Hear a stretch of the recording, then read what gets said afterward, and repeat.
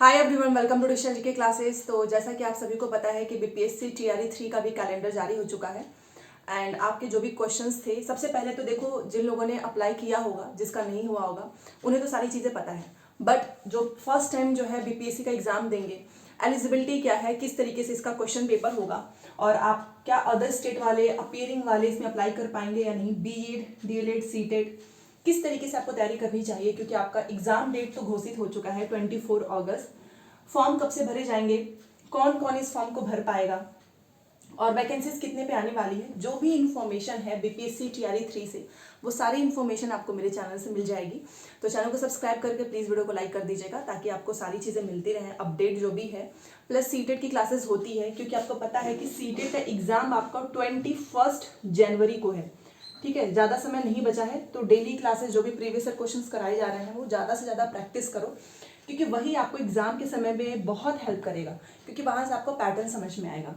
तो चलिए, बेसिकली कितने पोस्ट आने वाले हैं, तो देखो, जो अभी तक डेटा आया है शिक्षा विभाग के द्वारा, उसमें पहले इनके पास 50,000 था, क्योंकि के पाठक सर ने बोला था कि 50,000 के आसपास वैकेंसीज आएगी, क्योंकि जो बीपीएससी 7th फेज का जो एग्जाम हुआ था उसमें इतनी सीटें खाली रह गई थी। बट अब क्या हुआ है कि दोबारा से थंब इम्प्रेशन, दोबारा से सारी चीज़ें चल रही हैं बीपीएससी टीआरई 1 का ही। और आपने देखा होगा कि बहुत ऐसे शिक्षक मिले हैं जिनका थंब इम्प्रेशन मैच नहीं हो रहा है, जिनका फोटो मैच नहीं हो रहा है, और उनको एक कमरे में भी बंद कर दिया गया। फिर उनसे जब पूछताछ हुई तो उन्होंने बताया कि यस, उनके जगह पे किसी और ने पेपर दिया है। तो ऐसे बहुत सारे अभ्यर्थी मिले हैं। अभी आज का ही मैं आपको अपडेट बता रही हूँ कि ऐसे बहुत सारे टीचर्स अब जो है पता चल रहे हैं कि जिनका फेक डॉक्यूमेंट्स है, सारी चीज़ें। तो इससे क्या हो रहा है, सीटों की संख्या भी तो बढ़ रही है। हाँ, ये बात है कि इन्होंने सप्लीमेंट्री रिजल्ट नहीं निकाली थी टीआरई 1 में, तो इसे एक योग्य अभ्यर्थी का तो नुकसान ही हो गया ना, क्योंकि अब आप थंब इम्प्रेशन तो काउंसलिंग सही से करानी चाहिए, ताकि काउंसलिंग अगर सही नहीं होगी तो ये नौकरी कर रहे हैं अब पकड़े जा रहे हैं कि थंब इम्प्रेशन मैच नहीं हो रहा है, फोटो मैच नहीं हो रहा है, कोई और पेपर दिया है। तो इस तरीके से अगर आप देखो तो 20,000 इनके पास, अभी जो पहले का डेटा है वो बता रही हूँ, 20,000 ऐसी सीटें बच गई थी जिसने ज्वाइन नहीं किया, फर्जी अभ्यर्थी पकड़े गए वैसा। तो 70,000 के आसपास ये था पहले का डेटा। अब इसमें क्या है कि जो अभी मैंने आपको बताया ना कि जो ज्वाइन नहीं कर रहे हैं, कुछ लोग छोड़ भी दे रहे हैं, और अभी टीआरई 2 का तो आपको पता ही है, टीआरई 2 में जो सप्लीमेंट्री रिजल्ट आने वाला है 14,000 के आसपास, उसमें कुछ लोगों का हो जाएगा।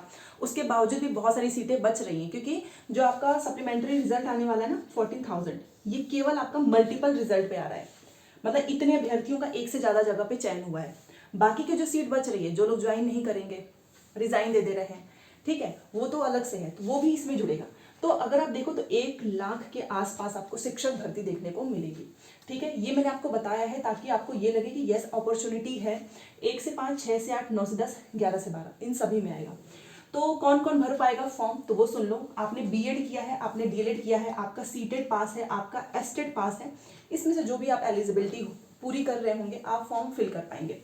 फॉर एग्जाम्पल, आपने बस डीएलएड किया है और सीटेट का पेपर 1 पास है, तो आप 1 to 5 में चले जाएंगे। आपने डीएलएड भी किया है, आपने ग्रेजुएशन भी किया है, आपने सीटेट पेपर 2 पास किया है, तो आप 6 to 8 का भी भर पाएंगे। एलिजिबिलिटी बता रही हूँ। 9 से 10, 11 से 12 के लिए आपको 9 से 10 में एस्टेट का पेपर 1 चाहिए, साथ में बीएड, और 11 से 12 में आपका पोस्ट ग्रेजुएशन के साथ साथ एस्टेट का पेपर 2। तो ये हो गई आपकी एलिजिबिलिटी। तो यहाँ पे एस्टेट जरूरी है और यहाँ पे सीटेट।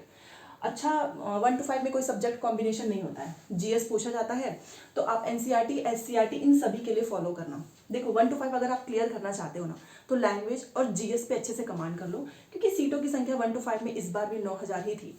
6 to 8 में अगर आप टीचर बनना चाहते हैं तो आपने ग्रेजुएशन में आपका जो सब्जेक्ट हो उसके अकॉर्डिंग आप अपनी तैयारी करो। जैसे कि साइंस वाले मैथ साइंस का करेंगे, जो भी बीए हैं, कॉमर्स वाले हैं वो सोशल साइंस का, और भाषा वाले भाषा के शिक्षक बनेंगे। उसी तरीके से 9 से 10, 11 से 12 में आपका ग्रेजुएशन से पूछा जाएगा, बट यहाँ पे सब्जेक्ट कॉम्बिनेशन थोड़ा सा अटपटा सा है, तो वो देख लेना, उसके अकॉर्डिंग तैयारी करना। ठीक है, क्योंकि इस बार बहुत परेशानी हुई है सब्जेक्ट कॉम्बिनेशन को लेकर। तो कौन कौन फॉर्म भर पाएगा, सभी लोग फॉर्म भर सकते हैं। जितने लोग भी इस वीडियो को देख रहे हैं या देखने वाले हैं, आप अदर स्टेट के हो, आप बिहार के हो, आप डीएलएड किए हैं, ग्रेजुएशन किए हैं, आपका सीटेट क्लियर है, आपका स्टेट क्लियर है, तो आप फॉर्म भर सकते हो। केवल भारत का नागरिक चाहिए, डोमिसाइल नहीं है। ठीक है, तो सभी लोग फॉर्म भर सकते हैं। एग्जाम डेट आपका 24 अगस्त के लास्ट वीक में है। फॉर्म आपका कब से शुरू होगा? आपको जून से सारी इन्फॉर्मेशन, इनका सारा विज्ञापन वगैरह सब कुछ जारी हो जाएगा। इवन जो एज के लिए है, जो डॉक्यूमेंट्स बनवाने हैं, वो सब कुछ आपको जून में देखने को मिलेगा। तो जून का ही है, जून लास्ट से भी स्टार्ट हो सकता है फॉर्म, ठीक है। वैसे भी फॉर्म तो क्या ही कहें, जब एग्जाम की डेट ही घोषित हो चुकी है तो फॉर्म तो आपको पता है कि 1 से 1.5 महीना पहले भरा जाएगा। तो जून जुलाई आपके लिए बहुत इंपॉर्टेंट रहेगा, क्योंकि इसमें आपको फॉर्म बहुत ध्यान से भरना है। बहुत सारे लोग तो फॉर्म में ही गलती कर देते हैं जब डीबी में जाते हैं। इस बार क्या हुआ कि कुछ लोगों ने एस्टेट पास किया है दूसरे सब्जेक्ट से, और ग्रेजुएशन में रहा कुछ और, भले से पास हो गए बट उनको नहीं मिली नौकरी, बाहर कर दिया गया है, ठीक है। एलिजिबिलिटी मैंने आपको बता दी है, आपका BEd, DElEd, CTET, STET clear है, आप फॉर्म अप्लाई कर सकते हैं। एज की बात कर लेते हैं। देखो एज तो चलो उस समय आएगा ही कि मतलब इतने डेट तक आपका एज इतना पूरा हो जाना चाहिए, बट फिर भी मैं आपको बताना चाहूँगी इसमें एक एवरेज में लेके चल रही हूँ 40 ईयर, मतलब सभी के लिए। बट जैसे कि आप SC ST से हैं, महिलाएं हैं, तो इनको थोड़ा सा और छूट मिलेगा। तो टीचिंग वाले में तो वैसे भी एज का कोई पंगा रहता नहीं है कि आप 21 साल के हैं, 24 साल के नहीं, 40 ईयर तक एक नॉर्मल मैं आपको बता रही हूँ। बाकी किसी कैटेगरी से हैं तो छूट भी है। अदर स्टेट अपीयरिंग सभी लोग अप्लाई करेंगे, ठीक है, जितने भी इस वीडियो को देख रहे हैं। हाँ, अपीयरिंग की बात कर लेते हैं। तो देखो अपीयरिंग पे अभी जो इन्फॉर्मेशन निकल कर आ रही है, कल बिहार के साइड से आया था कि ये लोग पेपर जल्दी करवा रहे हैं डीएलएड का, ताकि इनको TRE 3 में शामिल हो। तो ये केवल बिहार का मैं बता रही हूँ, बाकी स्टेट का तो नहीं पता ना कि कब तक इनका एग्जाम होगा। तो इस तरीके से जो बिहार के डीएलएड वाले स्टूडेंट्स हैं ना, जिनका पेपर होने वाला है, वो सब इसमें शामिल हो जाएंगे, ठीक है। क्योंकि इनके अकॉर्डिंग BPS के पाठक सर ने बोला है कि आप सभी को शामिल करने के लिए हम पेपर ही पहले करा लेंगे। तो इनका तो पेपर ही हो जाएगा जून तक, तो ये तो सब शामिल हो जाएंगे जिसका भी पेपर होने वाला है इस साल, तो वहाँ के तो शामिल हो जाएंगे। बाकी दूसरे स्टेट का आप देख लीजिए आपका पेपर कब तक हो रहा है, नहीं हो रहा तो आप ज्ञापन भी सौंप सकते हैं कि आपका TRE 3 है तो जल्दी से जल्दी पेपर हो जाए। क्योंकि फॉर्म भरने तक आपके पास डिग्री होनी चाहिए, नहीं भी है तो प्रोविजनल चल जाएगा, बट आपका एग्जाम हो जाना चाहिए। तो बिहार में तो बहुत अच्छा है, चलो वहाँ की गवर्नमेंट ने अपीयरिंग वालों के लिए सोचा कि इनका पेपर पहले ही करा रहे हैं ताकि ये सब अगस्त में पेपर दे पाए, तो इस तरीके से ये शामिल हो जाएंगे। बाकी बीएड है, डीएलएड है, और आप फॉर्म भर सकते हो। इस एग्जाम को क्लियर करने के लिए आपको NCERT एंड HCERT ये दोनों बुक्स पढ़नी होगी। देखो अगर आप केवल बुक्स से पढ़ रहे हो ना, तो ये सबसे बेस्ट इसलिए है क्योंकि आपको बहुत इधर उधर भाग की चीज़ें नहीं पढ़नी पड़ेंगी। जैसे कई बार क्या होता है कि जो कुछ स्टूडेंट्स हैं वो एक जगह से पढ़ते हैं, फिर दूसरी जगह चले जाते हैं NCERT पढ़ने, तीसरी जगह चले जाते हैं वही NCERT पढ़ने। तो इस तरीके से आप NCERT and SCERT in books को फॉलो कर सकते हैं। वैसे भी आप सोचो जनवरी है, पेपर आपका अगस्त में होना, आपके पास एनफ टाइम है, आपके जो वीक पॉइंट है आप उस पर काम करो। एंड आप अगर 1 to 5 6 to दोनों का भरना चाहते हो तो GS के साथ साथ आपको अपने सब्जेक्ट को भी स्ट्रॉन्ग करना है। मैथ साइंस हो, चाहे सोशल साइंस हो, चाहे लैंग्वेज हो, सेम 9 से 10, 11 से 12 में भी।